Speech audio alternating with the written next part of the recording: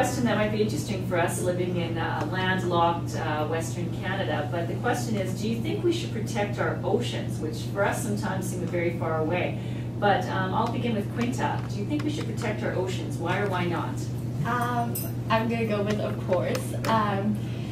It's just really important to have another, it's almost like a separate ecosystem on its own, and just to have all that just untouched and just not affected by us is really important, because when we've run out of stuff here, which we will, on land, well, we can kind of look towards the sea, but if we're ruining both places at once, it's not very good.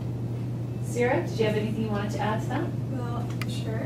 I've never seen the ocean before, so I have no experience with it, but I really appreciate being able to read about the things, and then I feel really sad when I watch documentaries and all these animals and they're getting polluted, and I feel like I try my best to do recycle and do things that will help, but you know, we live off of lots of different kinds of animals, and we even get our fish from the ocean, and if we want to continue being able to go to Red Lobster, then we're going to have to protect those places. Excellent. Anybody have anything else they'd like to add? I know myself, I've been to the ocean a few times, and one of the saddest things I've ever seen, we were on our ship and we were going, and we saw a plastic bag in the middle of nowhere in the water, and it really puts it into perspective that you're this far out, you've been on a boat for 2 days, and you can see a plastic bag still that's been there. It's sad.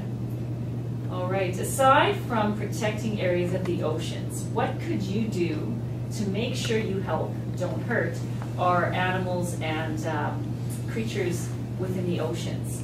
I'm going to put that question to Brennan. That'd be a toughie. But,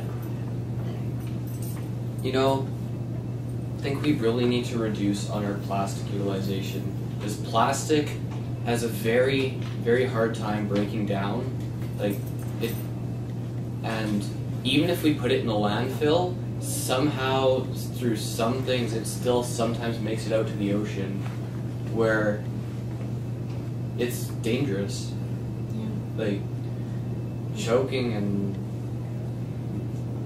So to keep the oceans healthy, I'm hearing recycling, reduction. Are there any things else that you want to add? I've heard that lots of companies put a lot of pollution, waste into the oceans.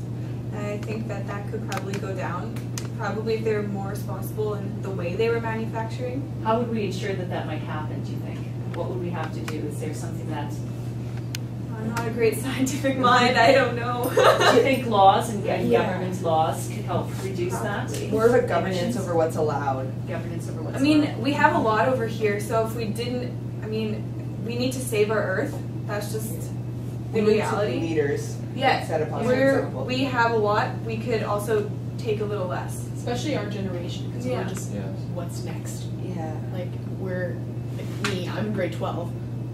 I am going into the world next year, and it's just us that has to deal with everything now. Because everybody is going, and they're over the age where they're capable of doing something, because they're just not taken as seriously as the younger minds are. And also we have all this social media now. It'd be a good way, we have a real platform to get across to people our own age about doing better by the environment. Well, on behalf of the Canadian Wildlife Federation and Randy McLeod, I'd like to thank you for participating in this panel discussion today. Is there anything you want to say to the Canadian Wildlife Federation? Take a look at the camera, give them a wave.